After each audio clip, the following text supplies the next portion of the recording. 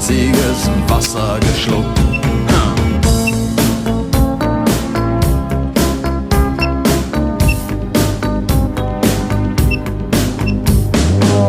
Als wir den Anker warfen, war es himmlische Ruhe und die Sonne stand senkrecht am Himmel.